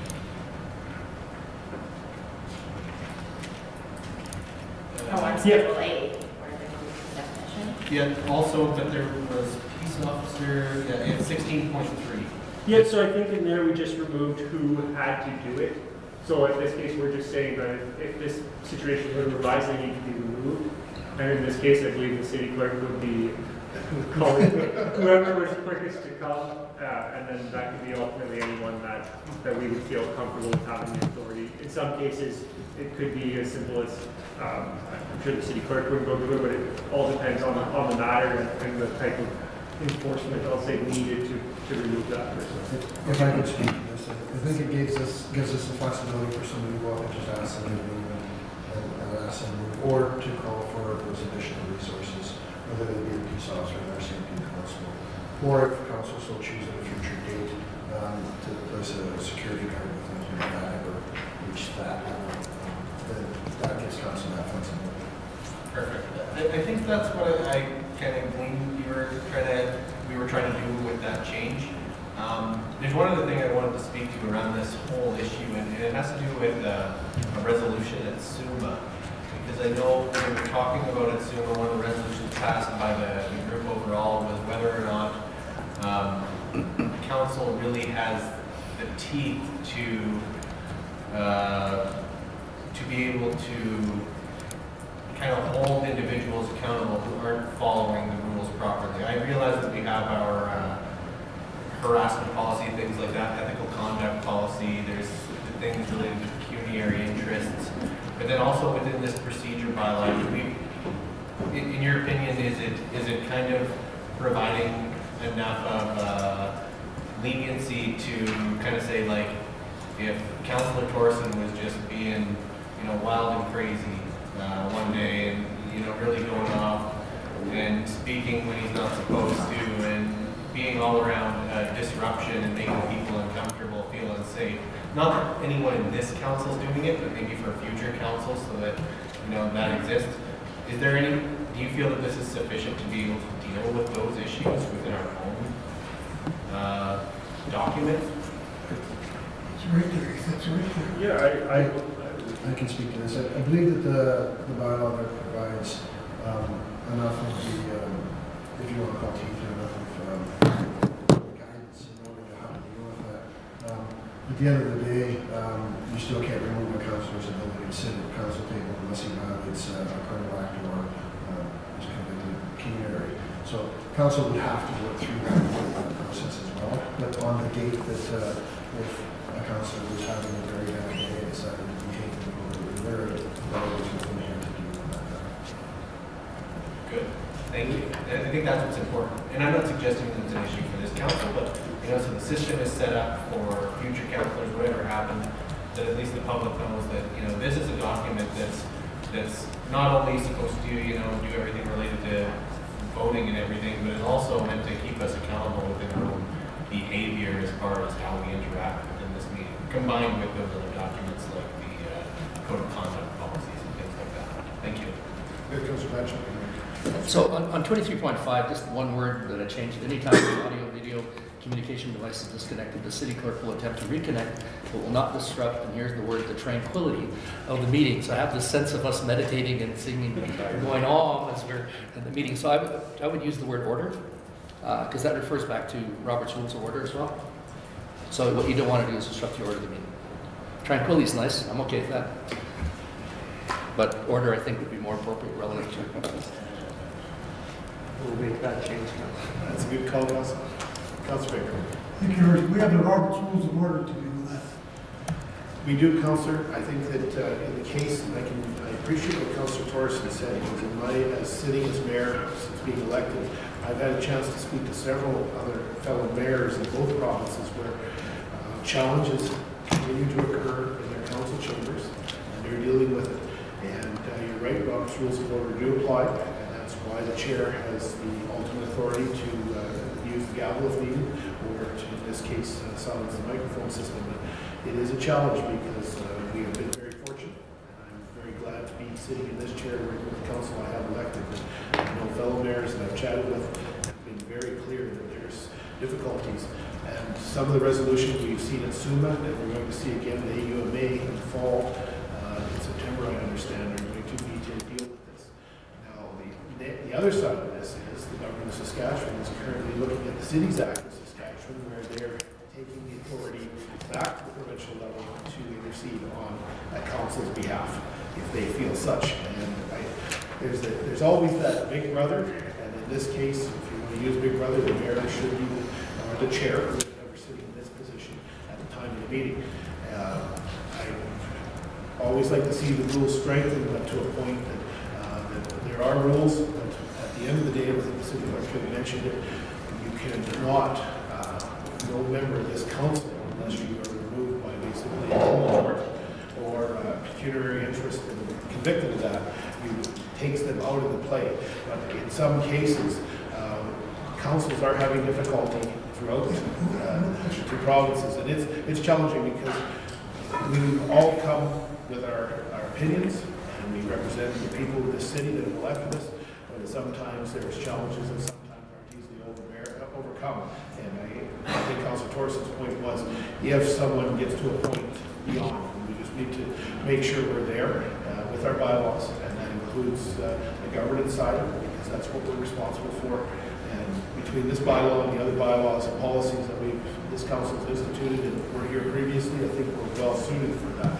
But it is an issue that's starting to show up more and more. Like I say, sitting here since the election of 2016, I've heard about it from several mayors, and we discuss it regularly at meetings, and even get an occasional phone call looking for input, just soliciting input from other mayors are looking for what have you done or what would you do, because this is the challenge that we're facing. So I'm very proud of the conduct in this council chamber, and hope that we can carry that on. Your Worship, you have the code of conduct and the Robert's Rules of Order. You can't supersede the Robert's Rules of Order with this document. No, you can't. Something's got to be in charge. You can't say this is okay and then we add this.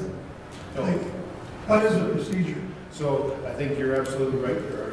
There's the Robert's Rules of Order followed by the bylaws, followed by the policies, procedures followed by the when policies. you're doing this, you've got to know what's in the Robert's Rules of Order. Absolutely. You can't just write this without it. In my mind, because we just adopted it, or re-adopted, when was it, the last year? Yeah, absolutely. And I think this is what this intention is to, again, simply clean up some of the bylaws. And then the code of conduct, you throw that in with it. Yeah. I mean, that's, Oh, there is a lot of tools there, but it is challenging because sometimes if we get to. I'm just talking more like what's number 1, number 2, number 3. So, I'm sure it's city clerk.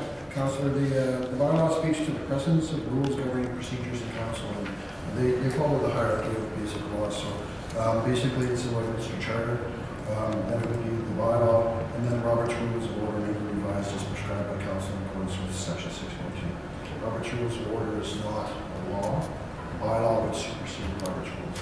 That's why this is here to speak to specific guidance within these council chambers. The Robert's Rules of Order, if it's silent within any of those documents, then Robert's Rules of Order. We never lawyer to figure that all out, get it sorted out in order.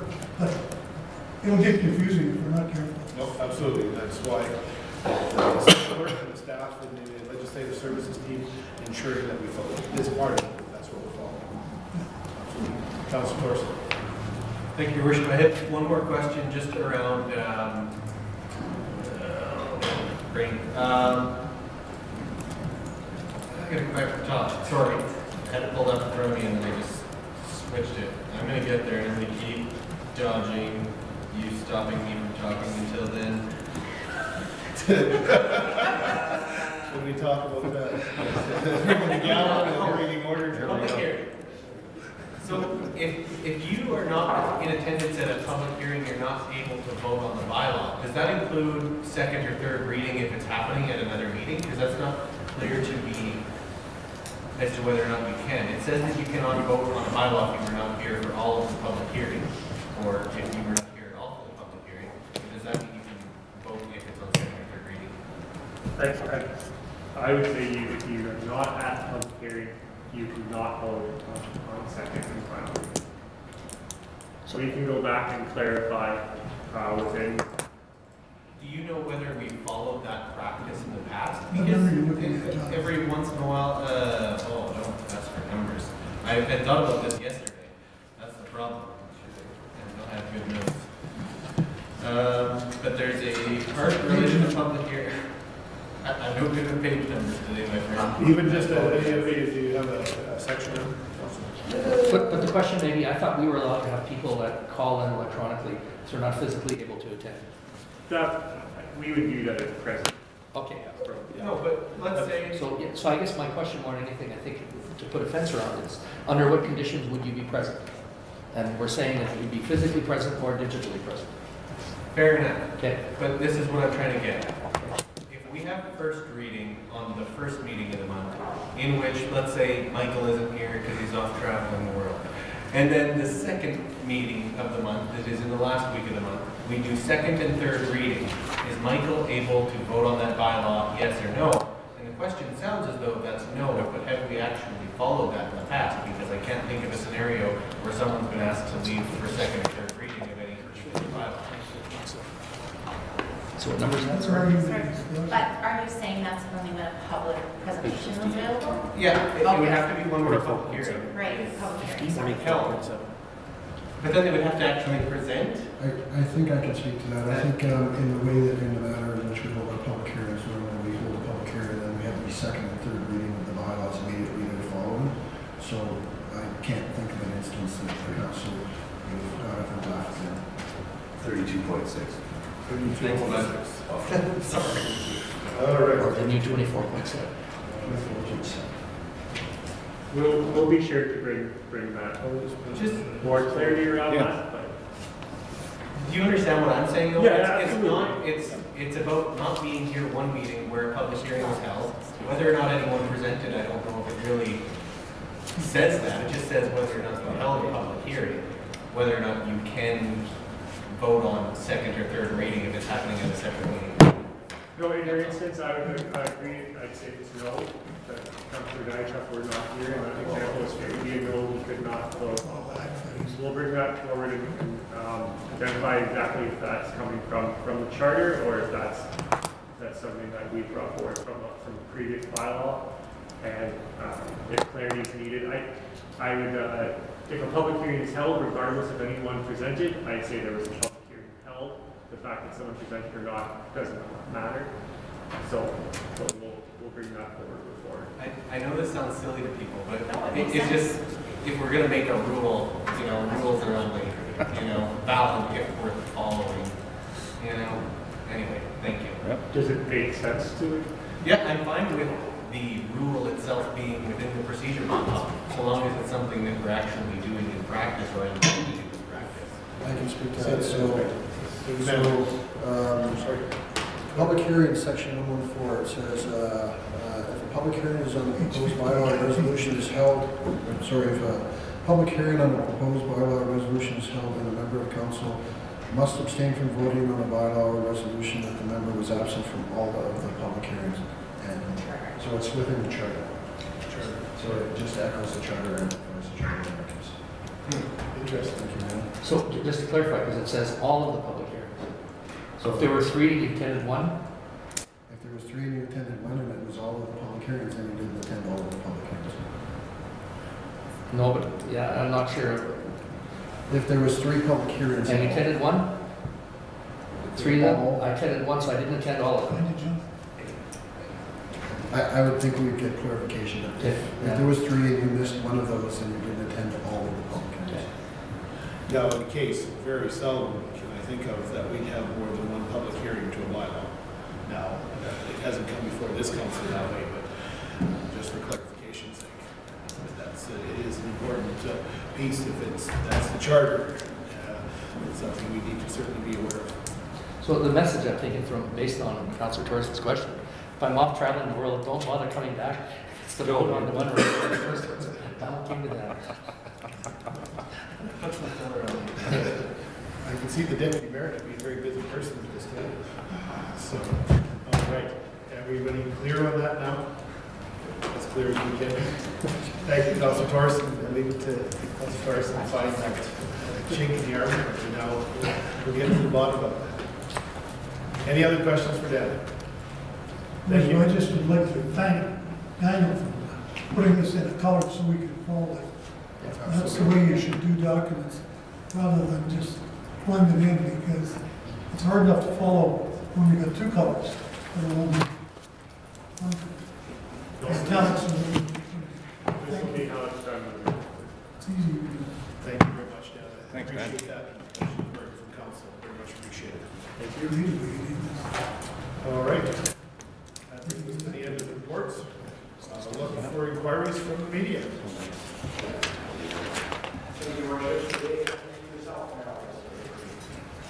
All right, I'll look to the. Motion to adjourn? Recess. Recess. Recess, thank you. Second. Councillor Bagman. All in favor?